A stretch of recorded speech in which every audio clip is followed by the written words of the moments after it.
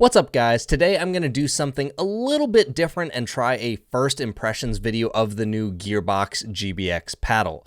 These days there are so many paddles coming out and it's really hard to keep up, but I want to make sure I can give you guys content on some of the latest paddles. So if you like this format and find it helpful, let me know in a comment and I'll try to do this when new paddles launch to get you early information and then an in-depth review later. Anyways, here are the specs of the GBX. It's a 16mm polymer core and a Toray T700 carbon fiber surface with an edge guard. So no, this is not using Gearbox's famous SST core in their CX line. It's an elongated shape, weighs 8.5 ounces, has a handle length of 5.5 inches, and a grip circumference of 4 inches. And finally, we have the price, which is $199, and that's the biggest shocker of this paddle to me. Previously, Gearbox has been known for being fairly against polymer. They have a few polymer paddles, but they sell them for much cheaper to show the market that other companies are putting insane markups on their paddles. When I first heard about this paddle, I thought it would cost roughly $100 to $150. So to see that they went for $199, which competes with their CX line, I'm honestly a bit shocked. Because now the paddle will be judged much more harshly by everyone with the higher price tag, especially when new companies have come out at much more affordable prices with insanely competitive paddles. Many of you will think that Gearbox is moving away from their SST core in favor of polymer with this paddle, and I don't believe that's their intention at all. They've always had a polymer paddle with an edge guard. I think they just want to capture market share with the type of paddle that they know the market has been obsessed with. Perhaps it's just a way to get people into the Gearbox line of paddles and then eventually try their SST core. Before we dive into how it plays, I want to discuss some of the marketing material I received about this paddle. The first thing is what Gearbox is calling R3 technology.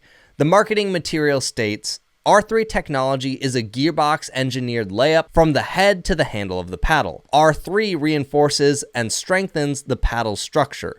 This layup design avoids injecting or adding unnecessary perimeter weight to maintain the paddle's maneuverability, ease to rotate, and giving the GBX remarkable durability when compared to other honeycomb paddles in its class. When I first read this, I thought it meant that the paddle was using the new thermoforming technology. Since the response was vague, I asked Gearbox about this, and the response I got back from Raphael was, the thermoforming method is not a superior build for honeycomb paddles. In fact, I believe it to be a negative when making paddles. The amount of carbon fiber used to wrap the edge is minimal. That structurally, it does not really make sense. The carbon fiber is used to hold the expanding foam in place and serves little purpose. The only benefit I can see is adding perimeter weight. We increase the weight by adding more plies and increasing FAW, density of the carbon fiber plies. Our reinforcement is done by having additional plies on the face of the paddle, adding reinforcement plies near the throat only, and adding reinforcement materials at the throat, and forming the handle with a structural PU foam mold at the handle for strength. Lastly, I believe, but cannot confirm, the thermal method was really created to help provide a better bond between the edge guard and honeycomb structure.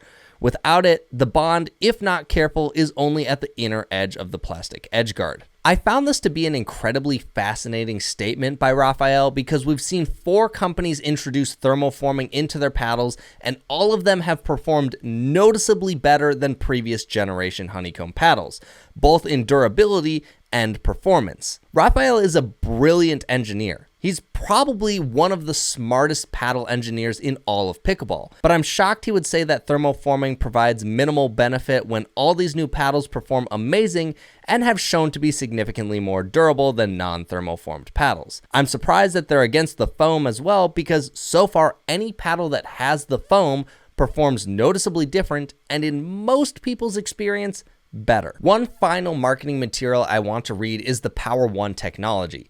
It says, the Power One technology consists of a Gearbox engineered layup to the throat area of the paddle. This layup allows the throat to flex for power and optimal stiffness. This technology also increases swing speed, amplifying its power performance. This leads me to my first talking point, power. I had a 2-hour play session with the new GBX and I found it lacking when it came to power.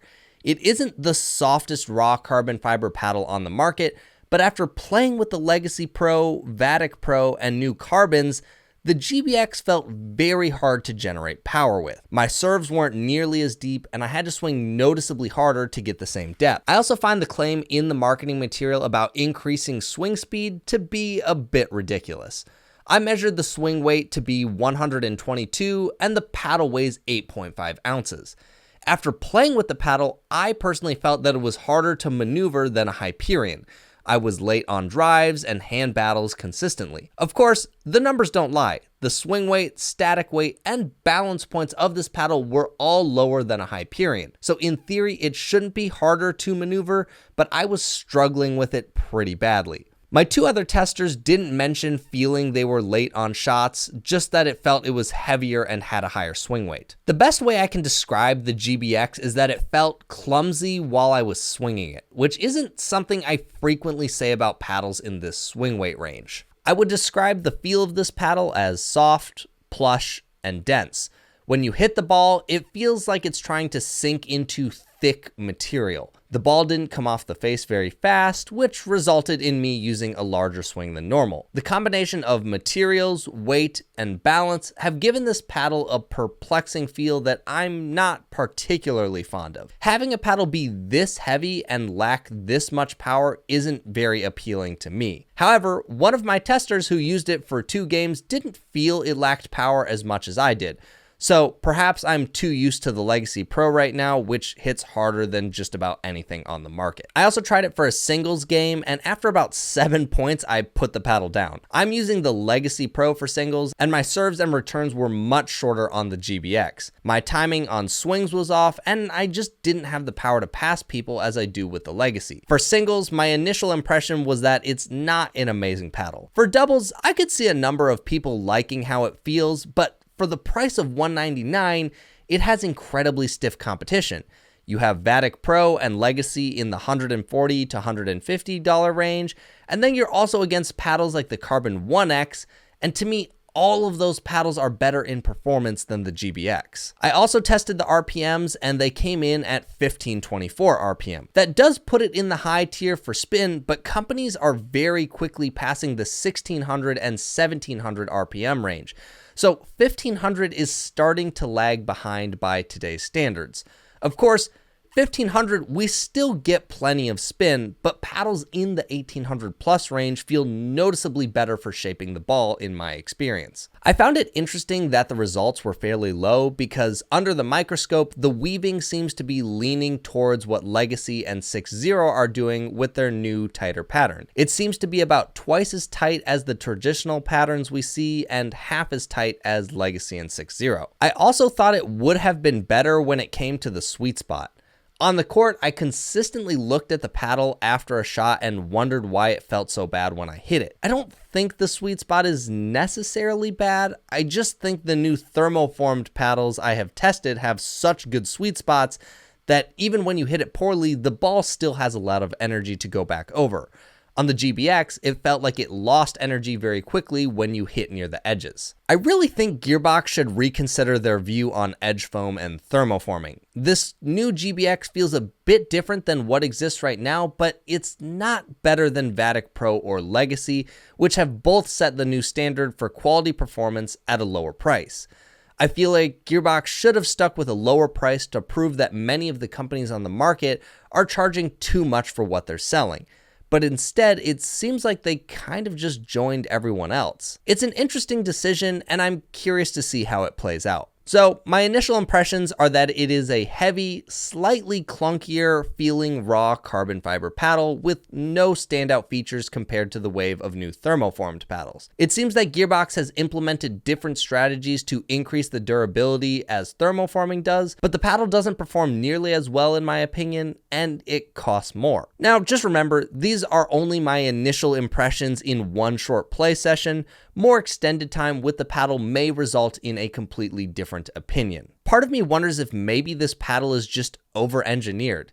As archaic and maybe not impressive as thermoforming and edge foam seem to be to Gearbox, those are performing really well, and it seems like whatever they're doing in this new paddle isn't performing that well. If you guys do buy one of these paddles, please let me know in a comment what you think about it. I'd love to hear your thoughts and see if you agree or disagree with what I had to say. But for now, thanks for watching, and I'll catch you guys in the next video.